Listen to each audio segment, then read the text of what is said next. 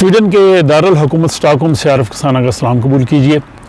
बहुत से लोग जो हैं वो सवाल करते हैं जी कि माइग्रेशन बोर्ड के पास हमारा केस गया हुआ है, हमें बहुत ज़्यादा जो है वो ताख़ीर हो रही है, हमें जवाब जो है वो नहीं मिल रहा, हम कोशिश भी करते हैं तो हमें वो बता नहीं रहे, और वो पूछते हैं जी कि हमें कितना वक्त लगेगा, कब तक हमें जवाब आएगा, हम इस हवाले से क्या करें। तो इस मौजू पे पहले भी जो है वो बताया गया है कि माइग्रेशन बोर्ड जो है वो उनकी एक अपनी पॉलिसी है और वो उस पॉलिसी के तहत जो है वो काम करते हैं, और उसमें अगर कोई जल्दी अपना फ़ैसला करवाना चाहता है तो उसका भी तरीक़ाकार एक फास्ट ट्रैक वाला था। अब फिर लोग ये पूछते हैं कि जी कि ख़ुसूसन जो वर्क परमिट है इस पे क्यों देर लगती है, या वर्क परमिट पे अमूमी तौर पे कितना टाइम लगता है कि किसी को वर्क परमिट मिल जाएगा, या अगर किसी ने वर्क परमिट जो है वो एक्सटेंड कराना है, उसकी तोसी करवानी है तो उसमें कितनी देर लगेगी। तो इस हवाले से जो फैक्ट्स एंड फिगर्स या कह लें कि जो हक़ाइक़ हैं वो मैं पेश करता हूँ। इसमें काफ़ी एक तो चीज़ ये है कि वर्क परमिट जो है वो डिपेंड करता है कि आपने किस कंपनी से लिया। अगर वो बड़ी कंपनी है और वो स्वीडन में वो मारूफ कंपनी है तो उसमें आसानी हो जाएगी। अगर कोई छोटी कंपनी है तो उसकी और पोजीशन है, और अगर किसी ने सिर्फ अपना कोई सेल्फ एम्प्लॉयड है या चंद लोग जिसमें काम कर रहे हैं उसकी पोजीशन हो रहा है। फिर ये इस पर डिपेंड करता है नेचर ऑफ़ जॉब पे कि आप किस किस्म का जो है वो वर्क परमिट ले रहे हैं, आप कौन सा आप काम कर रहे हैं, उसकी स्वीडन में कितनी ज़रूरत है, आम नौयत का काम है या ख़ास नौयत का काम है, आप इंजीनियर्स हैं, IT स्पेशलिस्ट हैं, ये सारी चीज़ें जो हैं वो डिपेंड करती हैं। अब इस सूरत हाल में जो है वो माइग्रेशन बोर्ड वाले कहते हैं कि इनके पास जो है वो दो तरह के क्लासिफिकेशन है। एक है जो सर्टिफाइड ऑपरेटर्स हैं जो इनको वर्क परमिट की एप्लीकेशंस भेजते हैं, तो वो कहते हैं जी को फास्ट ट्रैक में उनके 105 दिन में जो है वो डिसीजन कर दिया जाता है। लेकिन जो कंपनीज़ हैं जिनके साथ उनका एग्रीमेंट होता है, सर्टिफाइड कंपनीज़, उनका तो 10 दिन में भी फ़ैसला जो है वो हो सकता है। और इसी तरह कहते हैं जी कि इस साल में जो फर्स्ट टाइम एप्लीकेशन जिन लोगों ने दी है सर्टिफाइड ऑपरेटर कंपनीज़ की तरफ से, तो उनका 46 डेज़ में 46 दिन में जो है वो फ़ैसला किया गया है।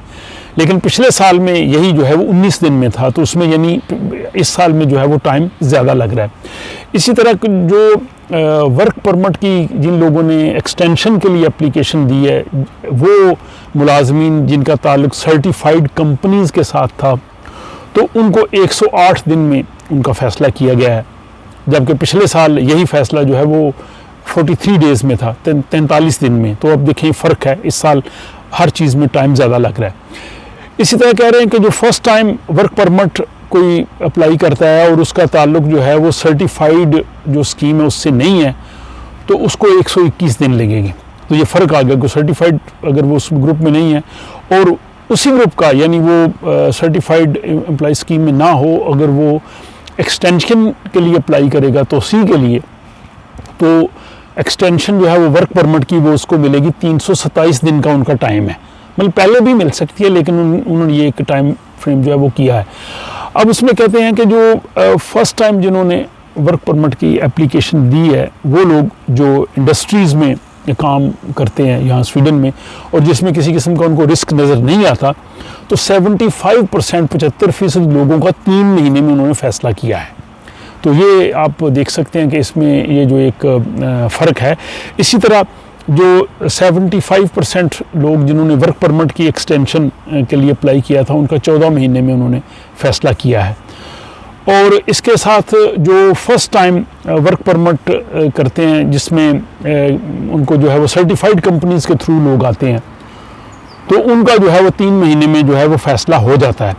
अब वो कहते हैं कि ये अब इस साल में जो है वो टाइम ज़्यादा लग रहा है। एक तो बहुत बड़ी वजह यूक्रेन के बहुत ज़्यादा जो लोग यहाँ पे आए, माइग्रेशन बोर्ड पे उनका बहुत ज़्यादा बोझ बढ़ा।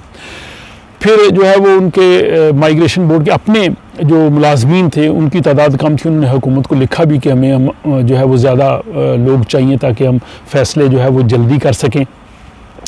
और फिर इसके बाद यह कि अब चूँकि पहले वर्क परमिट जो ऑफ़र होती थी, जॉब ऑफ़र, उस पर मिलता था, अब कॉन्ट्रैक्ट है, अब उन्होंने उस कॉन्ट्रैक्ट को चेक करना है, इनकम को चेक करना है, कंपनी को चेक करना है, जो आदमी है उसको चेक करना है। तो इसलिए ये काफ़ी ज़्यादा जो है वो टाइम इस वजह से लग रहा है कि ये सारी चीज़ें उन्होंने चेक करनी होती हैं। और पहले ये चूँकि चीज़ें ऐसी नहीं थी, इसीलिए आपने देखा कि पहले जो है वो पिछले साल इसमें कम था। लेकिन अब ये कह रहे हैं जी कि हम कोशिश कर रहे हैं माइग्रेशन बोर्ड वाले, एक तो हम अपने मुलाजमीन की तादाद में इजाफा करें ताकि हम ज़्यादा लोग जल्दी फैसले करें, दूसरा हम डिजिटलाइजेशन करें, जितना हम ज़्यादा से ज़्यादा ऑटोमेशन कर सकते हैं हम करें ताकि बहुत सारा काम जो है वो कंप्यूटर के ज़रिए हो जाए। लेकिन जहाँ पे वो ज़ाहिर मैनुअली करना है उसमें टाइम लगेगा। तीसरा उनका ख्याल है कि आइंदा आने वाले वक्त में जल्दी हो सकेगा, उसकी वजह कि ज़ाहिर इसकी जो वर्क परमिट है इसकी सैलरी में की तादाद मिनिमम में इजाफा हो जाएगा, कॉन्ट्रैक्ट पूरा साइन होना चाहिए, तो इस सूरत में उनका ख्याल है कि हमारे पास एप्लीकेशन भी कम आएंगी। बल ये एक जनरल व्यू है कि वर्क परमिट के लिए जो माइग्रेशन बोर्ड के पास जो है वो क्यों इतनी देर लगती है और लोगों को एक्सटेंशन में कितनी देर लगती है। अब ये सारी चीज़ें जहन में रख के आप जो है वो फ़ैसला करें और अप्लाई करें और थोड़ा सा आप इंतज़ार भी करें कि आपको जब तक आपकी बारी आ जाएगी फिर आपका वो फ़ैसला हो जाएगा। अपना ख्याल रखिएगा और अगली वीडियो तक के लिए इजाज़त दीजिए। खुदा हाफ़िज़।